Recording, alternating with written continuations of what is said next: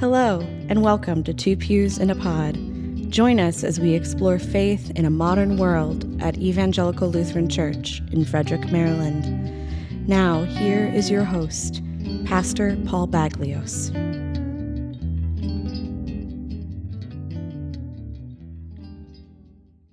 I'm Paul Baglios. And I'm Stephen Mock. And we are glad that you are joining us for this fourth episode of our four planned episodes in the podcast series titled Understanding the Bible. But before we go further into the content for this episode, we're going to follow through on homework from last time.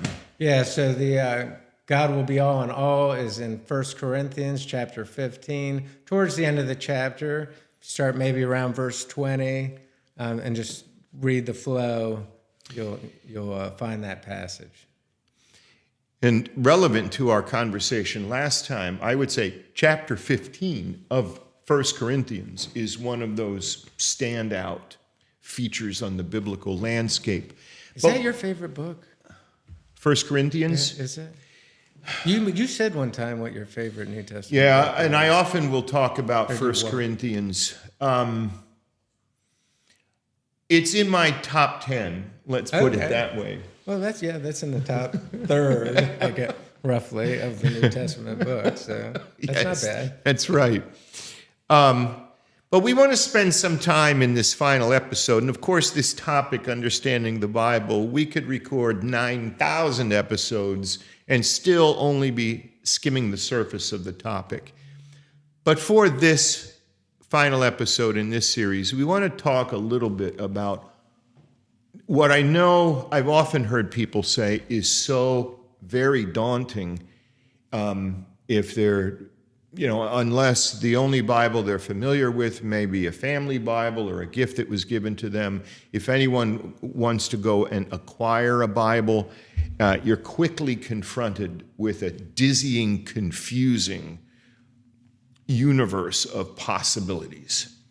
And that in itself, for a lot of people not already familiar with what's going on, is so off-putting as to turn them away, perhaps forever. And we wanted simply to point out just a few basics here. First of all, recalling that the actual texts of the biblical writings were, in almost every case, if they're part of what Christians call the Old Testament, they were written in Hebrew predominantly. If they're part of what Christians call the New Testament, they were written in Greek.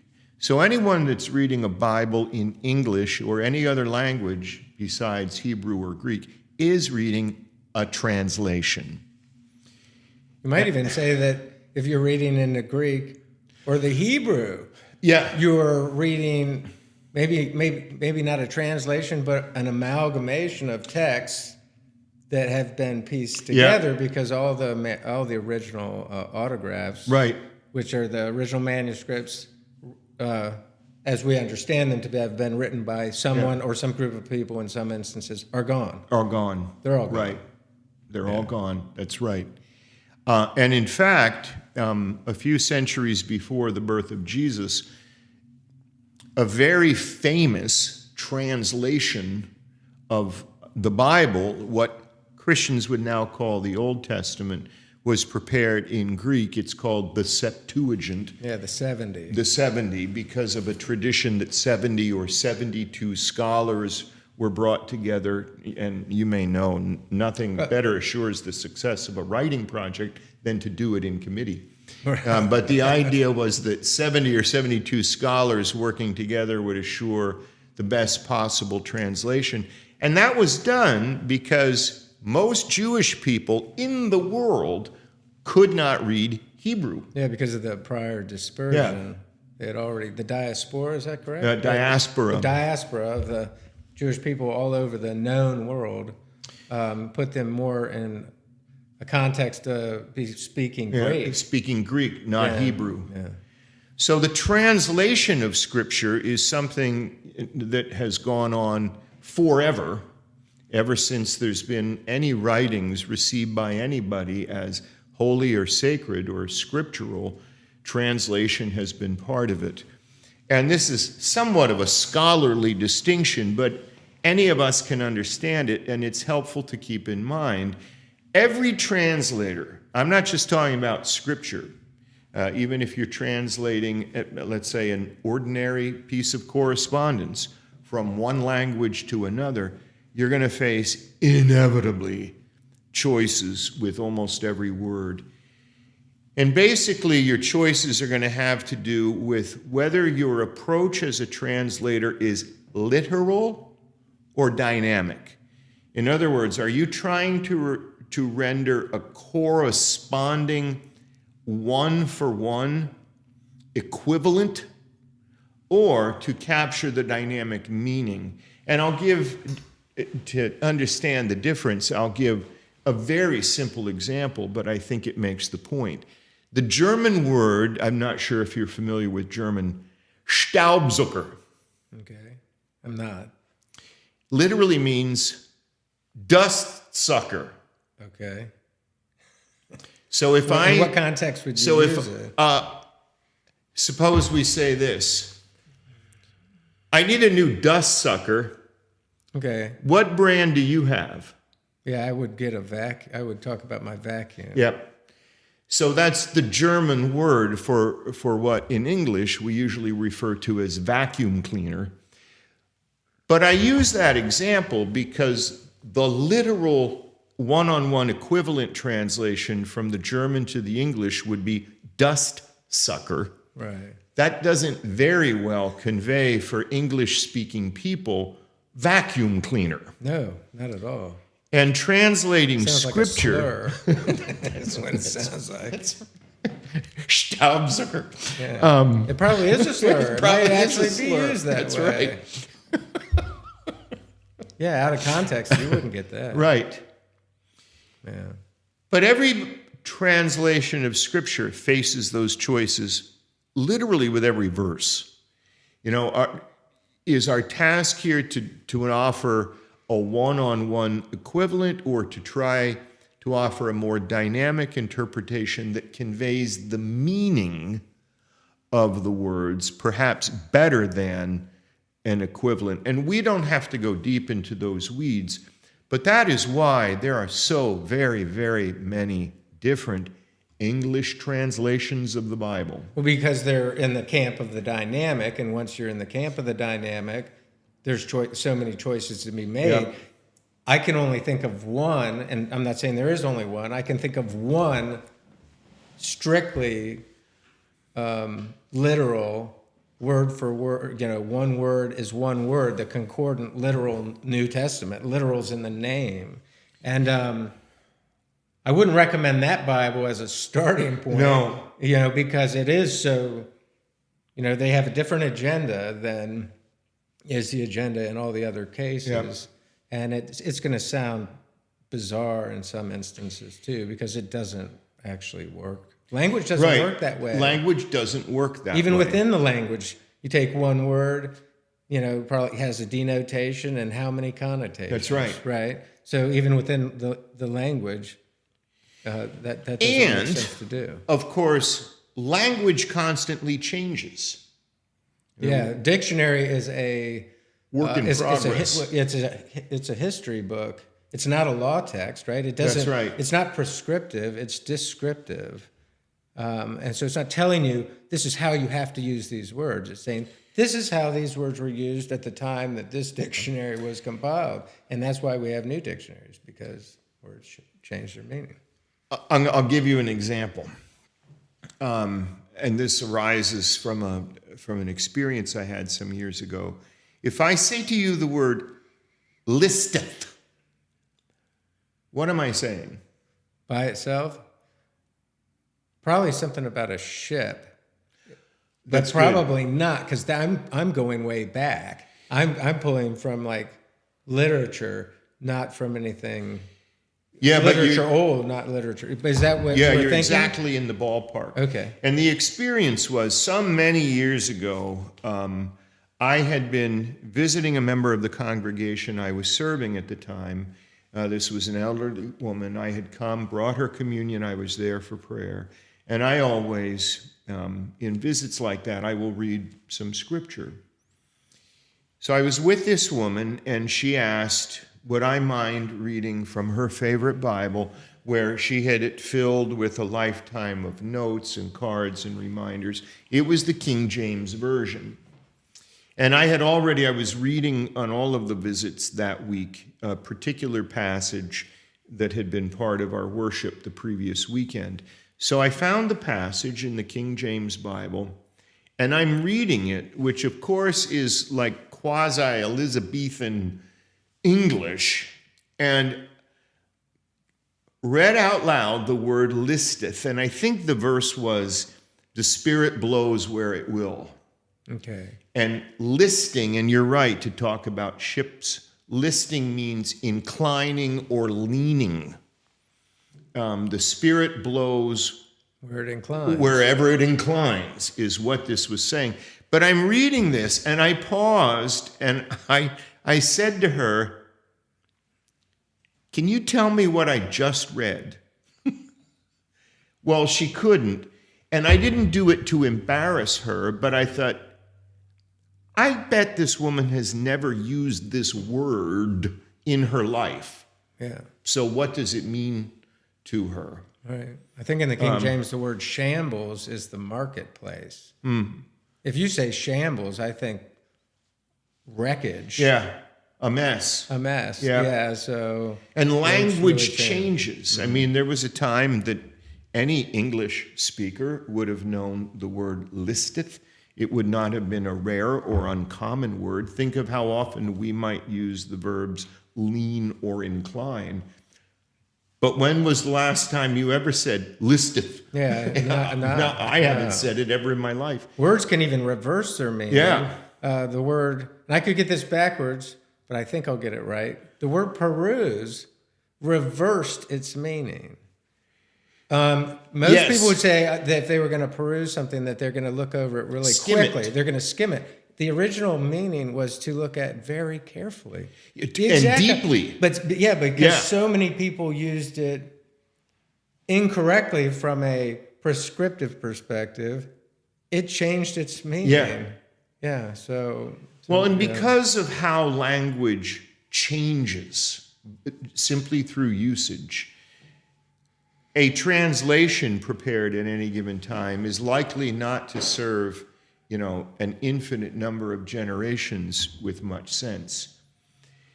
And so there are many, many, many, many translations of Scripture.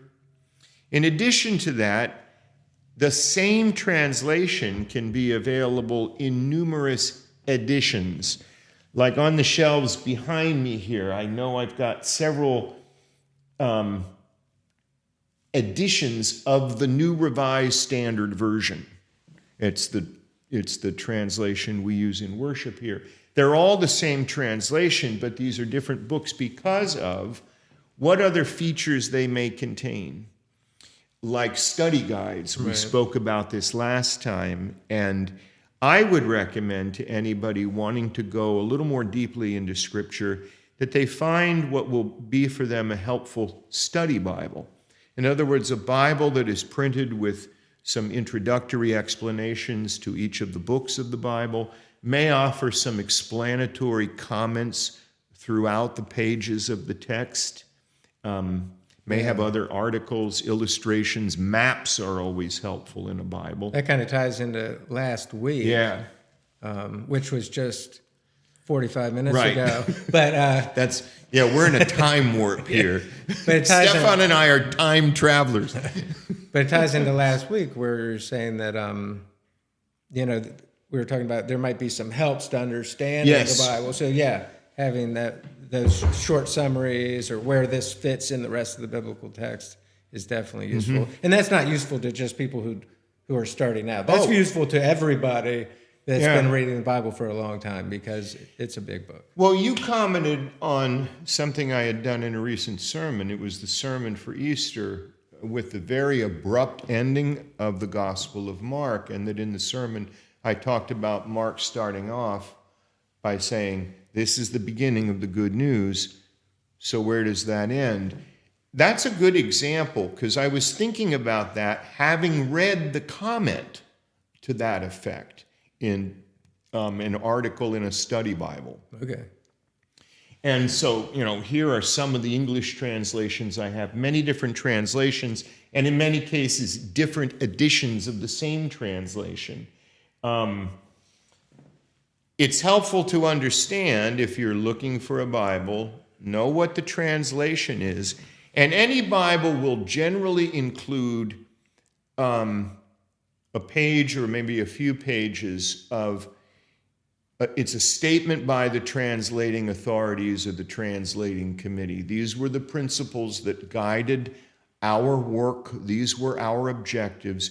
It's helpful to read that and see, what were they bringing to the task, remembering that translators have choices to make in every verse just about. And then knowing the difference between a translation and the edition in which it might be published. And finally, you and I talked about this a little earlier. Some very popular forms of the Bible are not translations at all. They are paraphrases. The Message. The Message is a very popular and still quite current and contemporary example of that. Yeah. And I would also stay away from that, not because it's bad, but because the greatest work in translating and trying to get you to the original text is happening in that dynamic category. Yeah. Where they're saying, trying to be faithful to the text, but do it in such a way as you can understand what's being read. And I also, definitely before we end, I think we should talk about how broad our reading is and go back to the fact that you have. So if someone's like, I don't know what to do, it's like, don't worry about it that much. Yeah. Stay away from the polls, the concordant literal, right. and the Message for a first start. Right. And New American Standard, NIV. If you like Old English, King James is okay. Yep. There's New King James. None of those Bibles are going to steer you completely wrong. And I bought the wrong Bible. Well, it's not going to happen in that category. Yeah, you really can't buy the wrong Bible or read the wrong Bible. And to your point about the King James, I mean, one of the reasons why it is still highly cherished by many, many readers of Scripture is the sheer majesty and beauty of its English language. Yeah. Psalm 23. Yeah. Yeah, and many, especially older people who have memorized parts of Scripture have memorized it in the King James. So another story. There was a different woman that I visited, member of a previous congregation that I served. She had problems with me, let's say.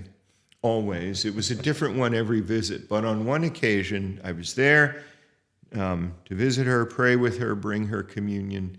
And she wanted me to recite with her, not read with her or read to her, or not hear her read.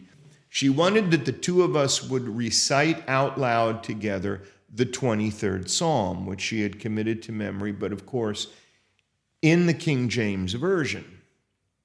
And I couldn't recite the 23rd Psalm in the King James Version, which outraged her.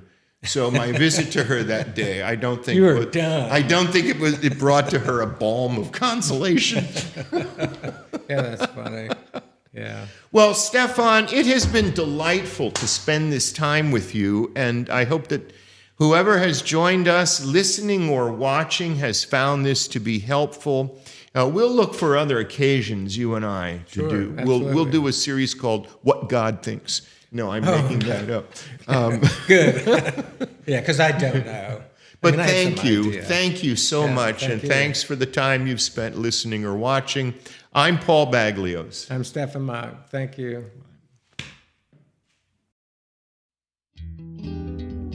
This has been Two Pews in a Pod, a podcast hosted by the lead pastor of Evangelical Lutheran Church in Frederick, Maryland. Thank you for listening, and we'll see you next time.